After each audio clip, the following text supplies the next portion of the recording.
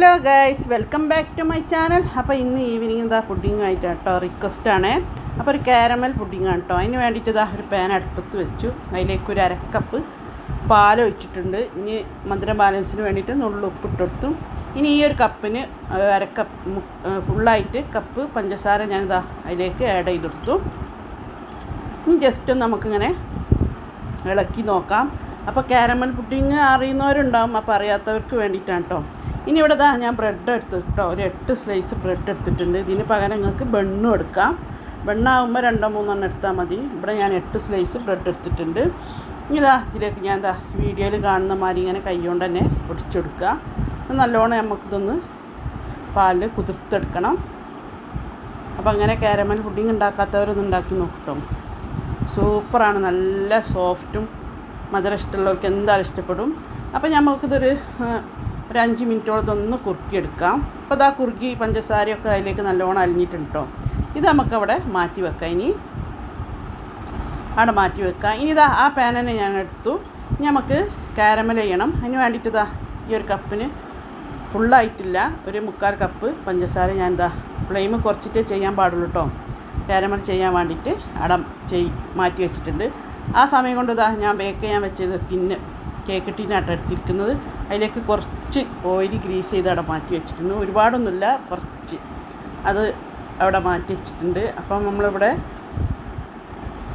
പഞ്ചസാര അവിടെ ഞാൻ മെൽറ്റ് ചെയ്യാൻ വേണ്ടി വെച്ചിട്ടുണ്ട്. അപ്പോൾ ഫ്ലെയിം കുറക്കട്ടെ, ശ്രദ്ധിക്കേണ്ട കാര്യമാണ്. ഇപ്പോൾ ഏകദേശം മെൽറ്റായിട്ടുണ്ടെങ്കിൽ കുറച്ചുകൂടി മെൽറ്റാവണം. അപ്പം നമ്മളിവിടെ സ്റ്റീം ചെയ്ത് എടുക്കുന്നത്.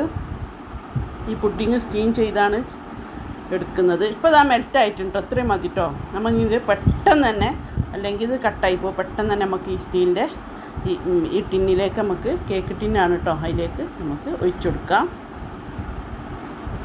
നല്ലോണം അങ്ങനെ അങ്ങോട്ടും ഇങ്ങോട്ടും പരത്തി കൊടുക്കാം. സിമ്പിളാണ് ഈ പുഡിങ് ഉണ്ടാക്കാൻ വേണ്ടിയിട്ട്, അതേമാതിരി ടേസ്റ്റുമാണ്. ഇതിലേക്ക് ഞാൻ ആക്കിട്ടോ. ഇനി നമുക്കിതാ ഒരു മിക്സിൻ്റെ ജാർ എടുത്തു.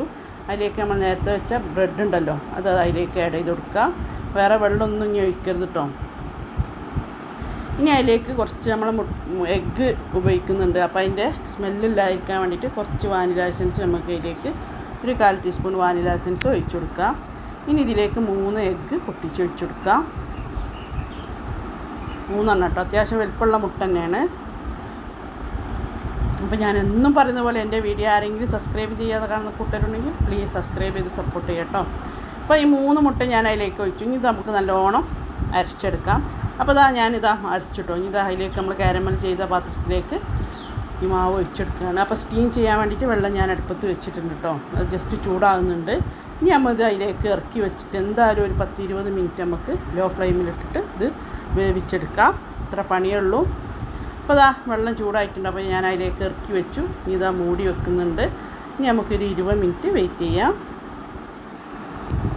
ഇപ്പോൾ 20 മിനിറ്റ് കഴിഞ്ഞപ്പോൾ ഞാൻ തുറന്ന് നോക്കിയിട്ടോ, നല്ല ഉഷാറായി വന്നിട്ടുണ്ട്. അപ്പോൾ ഒരു ടൂത്ത് പിക്ക് എടുത്ത് ഞാൻ അങ്ങനെ കുത്തി വെക്കുന്നുണ്ട്. അതിൽ മാവൊന്നും പിടിക്കുന്നില്ല കണ്ടോ. ഇനി നമുക്കിത് ഇറക്കി വെച്ചിട്ട് ചൂടാറാൻ വേണ്ടിയിട്ടൊന്ന് വെയിറ്റ് ചെയ്യാം. ഇപ്പോൾ ചൂടാറിട്ടോ. ഇനി ഞാൻ പ്ലേറ്റിലേക്ക് സൈഡൊക്കെ വിട്ട് വന്നിട്ടുണ്ട്. പ്ലേറ്റിലേക്ക് ഞാനിങ്ങനെ കഴുത്തി കാണിച്ചു തരാം. ഇപ്പോൾ കഴുത്തിട്ടോ ഉണ്ടോ, അടിപൊളിയായി വന്നിട്ടുണ്ട് നമ്മളെ പുഡിങ്. ആ കാരമലൊക്കെ ഉണ്ടല്ലോ അടിയിൽ,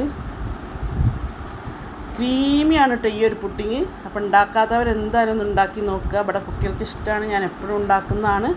ഇതൊന്ന് ഞാൻ കട്ട് ചെയ്ത് കാണിച്ചു തരാം സ്പൂൺ കൊണ്ട്. അപ്പോൾ അതിന് വേണ്ടിയിട്ട് ചെറിയൊരു സ്പൂൺ എടുത്തിട്ടുണ്ട്. നിങ്ങൾക്കിത് തണുപ്പിച്ച് കഴിക്കാം, നല്ല ടേസ്റ്റാണ്. അപ്പോൾ എന്തായാലും ഉണ്ടാക്കാത്തവരെന്തായാലും ഒന്ന് ഉണ്ടാക്കി നോക്കുക.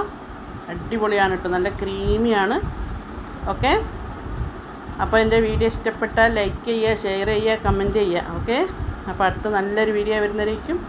ബൈ.